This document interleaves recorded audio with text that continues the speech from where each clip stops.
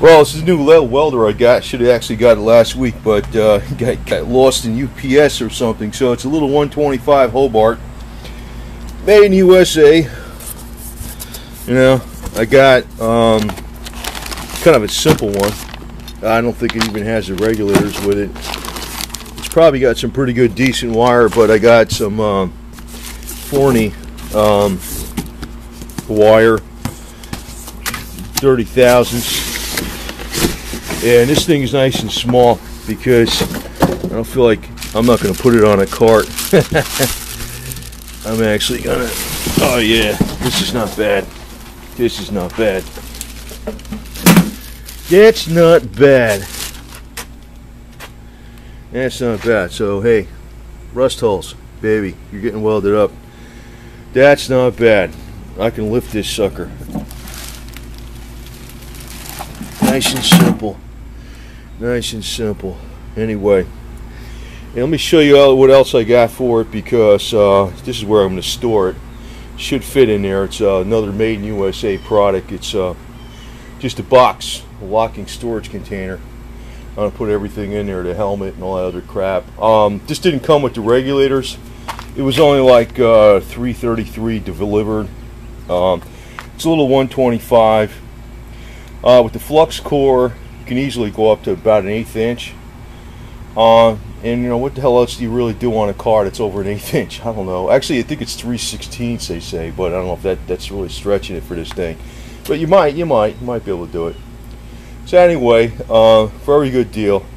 And since I got the other welder, it's kind of like Mickey Mouse rigged around with the battery. It's got a separate battery that holds up, that works the wire feed. That's how I fixed it. It was a Chinese one from Northern Tool. It came with the regulators. I got the helmet, shit like that. I got some other stuff with it. So that's all I really needed. This is only set up for Flux-cored, period. But that's all I'm going to try it with. I'm going to see what happens. You know, for the money and for what I'm going to be using it for, I'm not a professional. I'm a weekend warrior type once in a while. This is perfect. No big investment. I'm not going to get the tanks, and I got some different wire. I'm going to show you what it is. Even though this, I trust the Hobart wire. The wire that came with that Chinese welder, the Flux-cored. I mean, solid core don't matter, you know. And I know some people make comments about, yeah, reversing the polarity. I know about that, man. But you know, I would trust this wire. This probably would work good. But I got some couple other different brands of wire that are very good too. Well, this was the other wire I got for the Northern Tool. You know, it's Flux-cored wire. It's a little bit better than the stuff that came with it. Definitely. Yeah, it don't matter if you're using solid wire, but you know, if you're using Flux-cored wire, the brands do make a difference. And I know about changing a polarity, for crying out loud. But this was like I think it's made in Italy.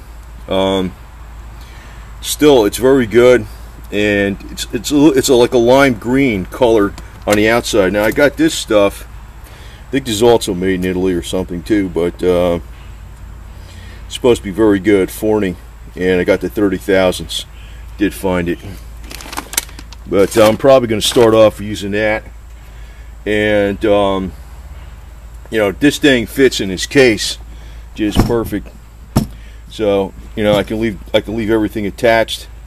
Just put it in this case, put it under the put it inside, you know, not leave it outside or anything like that. Plus it's got like a little lip around here, so no dust or anything will get in there, bugs or anything. You can freaking make a nest inside where the damn circuitry is. So you know, let's see what this thing looks like. It's not too heavy, man. Definitely not too heavy.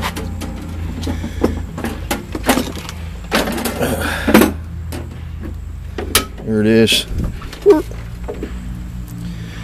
You just set up the spool and yeah, it's real easy. It's not even a latch, it's just gravity feed. So, and here was a problem I had on my other one, because I had this, but since I had the wire speed rigged up with a 12-volt battery and I made a separate rheostat over here, I had no idea what the hell to put the Roy wire speed at. I was just winging it, man. That's the thing that was bugging me about that. Even though I fixed it so it works, I really don't know what the hell. I didn't really even know where the heck to start. So on this car, this will be 16 gauge. I'll be using no shielding gas. So there's the settings. I guess it's 125 or whatever the hell it is. So 1 and right there, 125. That makes it, you know, that should help me out a great deal. So this is nice. This is smaller too, man. I mean, it's a 125, but you know, I'd almost think this Hobart 125 is probably as good or even better than the 140 that's from the Northern Tool. You know, so the other thing, it's got the 5-year warranty on it, shit. So good price. I didn't need the helmet. I didn't need the gas regulators. I already got the gas regulators and the hoses from the other one. So this is what I was looking for, just something basic for me.